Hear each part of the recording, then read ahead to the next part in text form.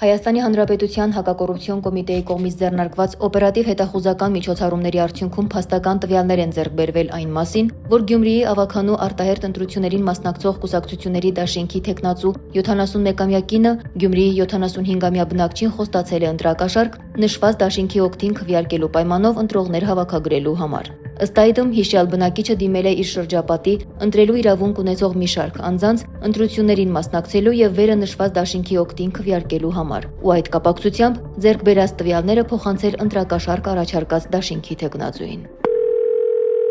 Ազիզ, Էդիկ հերոգ խոստին, հա, դուք լավ եք։ Լավ ենք, ինքան լավ ենք, որ առանց բռնել կեսանք կրենք փեինք։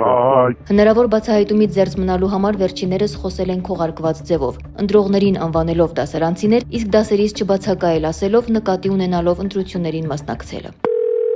Մեծ դասարանի երեխեքին դերտամ տեսնի այսօր։ Հազար։ Լավ։ Հասկացա, որ դասերից չբացակայեն։ Վայ,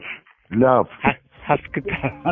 Կատարված խոզարկությունների արդյունքում հայտնաբերվել են Գյումրի քաղաքի մի շարք բնակիչների անձնական տվյալներ պարունակող ցուցակներ ձեռագիր նշումներով, այդ թվում բնակության հասցե, հեռախոսահամար, ընտրատեղամաս։ Իսկ հարցաքննված մի շարք անձինք իրենց ցուցմունքներով հաստատել են ընտրակաշառք տալու եւ ստանալու վերաբերյալ վարույթն իրականացնող մարմնի տեղեկությունները։ Հակակոռուպցիոն կոմիտեում նախաձեռնված քրեական վարույթի շրջանակում ձերբակալված հիշյալ երկու անձանց մեղադրանքներ են ներկայացվել ընտրակաշառք տալու եւ ստանալու համար։ Ի թիվս այլնի, հաշվի առնելով մեղադրյալների տարիքը եւ սեռը, վարույթն իրականացնող մարմինը դատարանին միջնորդել է կիրառել կալանավորման այլընտրանքային խափանման միջոցներ։ Նրանց նկատմամբ որպես խափանման միջոցներ են կիրառվել վարչական հսկողությունը։ Դատարանը քննիչի միջնորդություններով մեղադրյալների նկատմամբ սահմանել է նաեւ արգելքներ։ Առանց վարույթն իրականացնող մարմնի թույլտվության բնակության վայրը փոխելու, գիշերային ժամերին բնակության վայրը չլքելու, ինչպես նաև որոշակի անձանց հետ չհաղորդակցվելու եւ որոշակի վայրեր չայցելելու վերաբերյալ։